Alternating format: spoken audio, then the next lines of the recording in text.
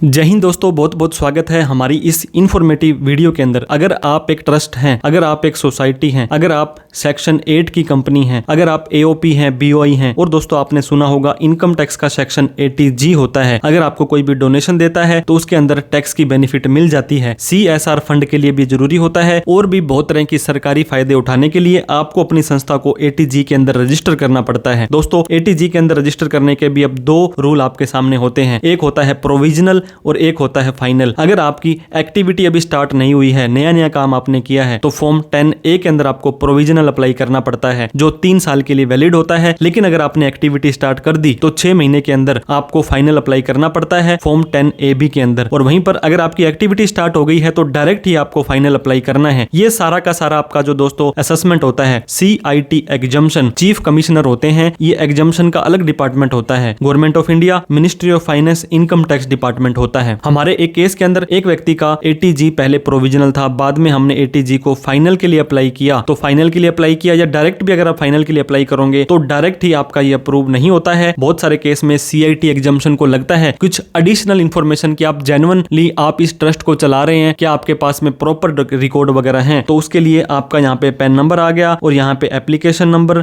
DIN, document identification number. दोस्तों अगर ये DIN नहीं है तो ये माना जाता है कि ये नोटिस बिल्कुल जेन्युइन नहीं है, फेक है, फर्जी है और यहाँ पे तारीख दे दी गई है। इसके बाद बोला गया है proceeding under section 80G sub section 5 close I और इसके बाद में IV, उसके बाद में बड़ा B। The hearing of the above notice application number has been fixed, इस तारीख को इतने बजे इन माई ऑफिस। ये बोलते हैं कि अब आपको मेरे ऑफिस में आना पड़ेगा। You are not required to attend personally, आपको खुद को आने की जरूरत नहीं है। Filing of the reply document on the portal, income tax के पोर्टल पर आपको रिप्लाई दे देना है, वो भी हम वहां पे आपका काम चला लेंगे। या हमने आपको मेल ID दी है, आप मेल पर भी अपना रिप्लाई दे सकते हैं। अब इन्होंने बोला please refer to your application 10AB, मैंने बताया फाइनल के लिए जाती है 80G in this office. Please note this is questionnaire is in nature to show cause whereby the an opportunity is being provided to enable you substantiate the nature and genuineness of charitable activity. आप सच में एक trust, society, NGO genuine काम कर रहे हैं, इसके लिए आपको यह मौका दिया गया है। In the absence of the submission of the detail the application which be disposed, अगर आप इसका जवाब नहीं देते हो तो हम मानेंगे कि आपके पास कोई जवाब नहीं है और जो भी हमारे पास डाटा होगा उसके आधार पर आपका असेसमेंट कर देंगे, हम हमारा फैसला दे देने वाले हैं। और आपको क्या करना है, ये इन्फॉर्मेशन है ऑनलाइन दे देनी है E-फाइलिंग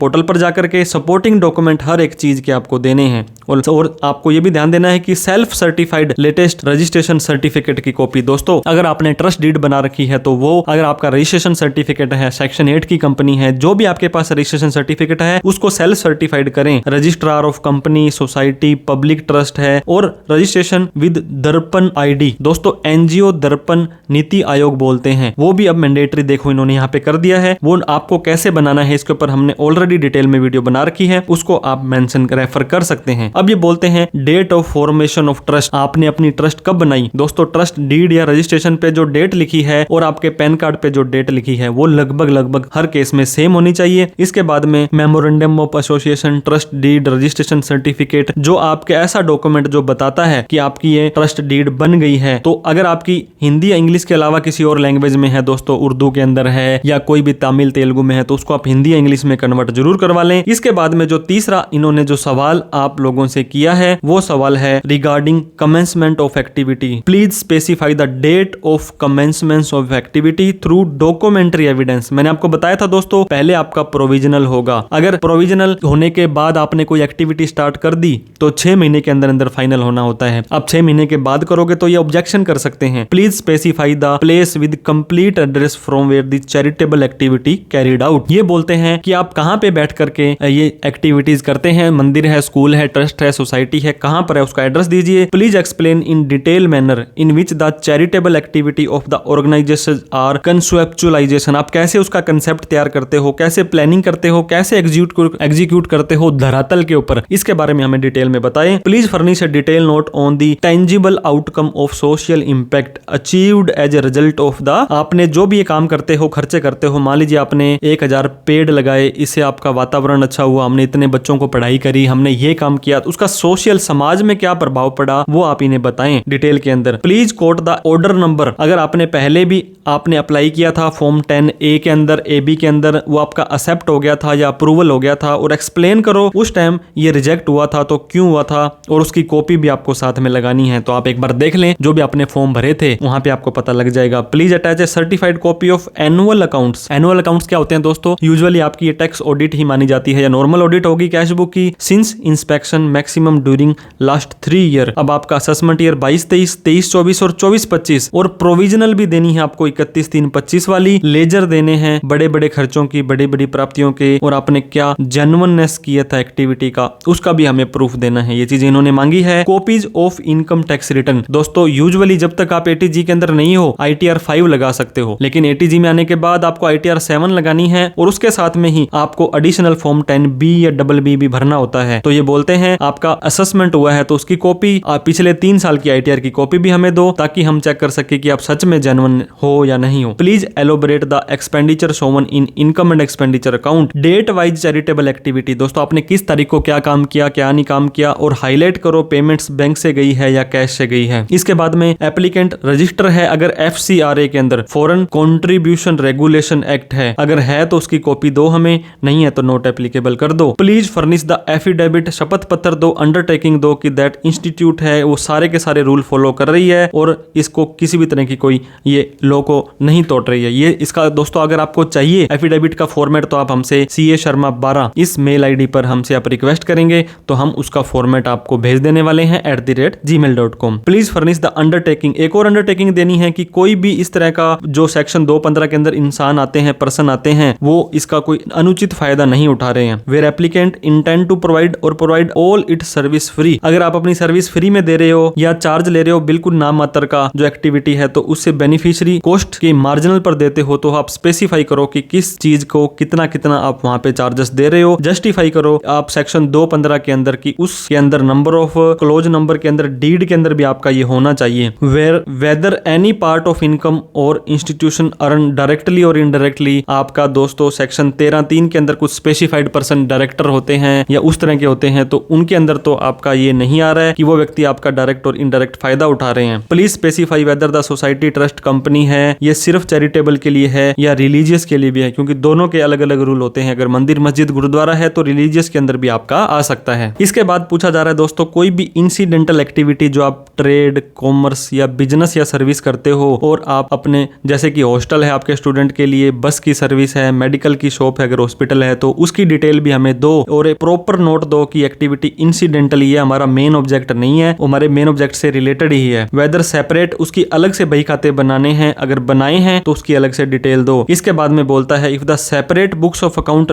बनाए नहीं है तो ये स्पेसिफाइड वोलेशन है और एप्लीकेशन आपकी रिजेक्ट कर दी जाएगी। कोई भी ऐसी बिजनेस एक्टिविटी आप कर रहे हैं तो उसके अलग से अकाउंट बनाने हैं। Please furnish date wise charitable activity performed by the society as per its objects, commencement of activity along with documentary evidence, photo, newspaper. इसके अलावा ईयर वाइज अलग अलग साल के खर्चे भी आपको देने हैं। वो कैसे देने हैं दोस्तों? इस बॉक्स के हिसाब से, सीरियल नंबर, क्या काम किया, कब किया, कितने खर्चे लगे, पेमेंट कैसे दी और क्या डॉक्यूमेंट्री एविडेंस है वो भी आपको अपलोड करने रहेंगे। Please furnish legible copies of bank account. दोस्तों 23-24, 24-25 की बैंक अकाउंट की एंट्री दो। 5,000 रुपए से ज्यादा कोई भी पैसा आया या गया उसकी अलग से हमें डिटेल दो कि पैसा कहां से आया और कहां गया। Please state whether you have been and are interested in carrying out religious activity. अगर आप कोई धार्मिक एक्टिविटी करना चाहते हो या नहीं करना चाहते हो उसके बारे में आप इन्हें बताएं। Further if you are not carrying out any religious activity, अगर आप कोई रिलीजियस एक्टिविटी नहीं करते हो तो आपका ट्रस्ट है, डीड है, MOA है, उसके अंदर फॉर्म 10AB के अंदर जो डज नॉट आपका मेंशन रिलीजियस, आपने मेंशन तो वहां पे किया नहीं है, तो आप किस तरह से इसको रिलीजियस एक्टिविटी को कर सकते हो। Copy of the amended trust deed may be submitted in the office. अगर आपने कुछ चेंज करना है तो अमेंड करके उसको दे। इसके अंदर क्या क्या चीजें करनी है? Please upload the following detail, serial number,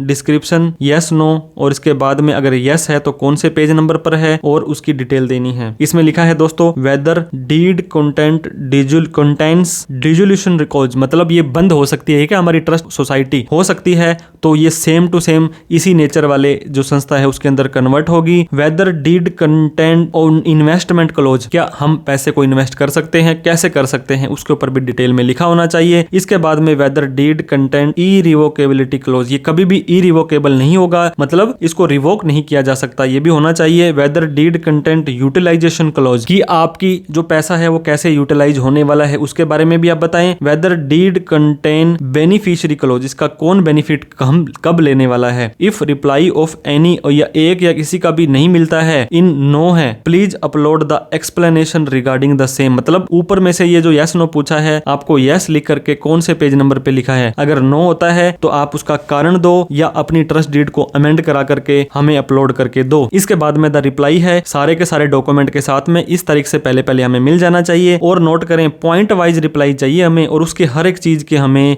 attachments भी चाहिए। अगर आप ऑनलाइन अप्लाई नहीं कर पा रहे हो तो इस दिए गई मेल आईडी पर आप अपने पैन नंबर और नाम के साथ में अप्लाई करें। और it is also requested that only clear, साफ और पढ़े लिखे जाने वाली कॉपियां जो हमें समझ आ जाए वही आप फर्निश करें। This questionnaire should not be constructed as acceptance validation of your application, तो उसके बाद में भी हमें लगेगा तभी जाकर के हम आपकी एटीजी की फाइनल की अप्रूवल देने वाले हैं, अदरवाइज फिर से क्वेरी निकाल देंगे और आपको रिजेक्ट भी कर सकते हैं। दोस्तों वीडियो अच्छी लगी हो तो लाइक करें, अभी तक हमें सब्सक्राइब नहीं किया है तो सब्सक्राइब करके हमारा हौसला बढ़ा दें। कोई डाउट क्वेरी क्वेश्चन हो तो कमेंट करें। एटीजी 12A से रिलेटेड कोई भी प्रोफेशनल हेल्प आपको चाहिए तो दिए गए नंबर पर कॉल, मैसेज, व्हाट्सएप कर सकते हैं। Thank you so much for watching this video. जय हिंद, जय भारत।